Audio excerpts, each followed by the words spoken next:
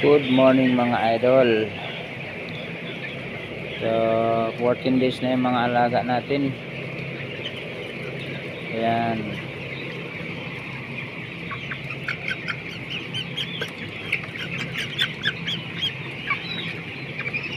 Days na mga idol.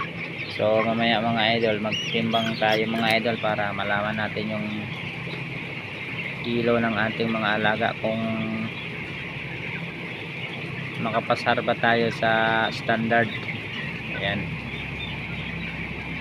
So mga ilang araw na lang, 2 weeks na lang mga idol, mag-harvest na naman tayo ng ating mga alagang broiler.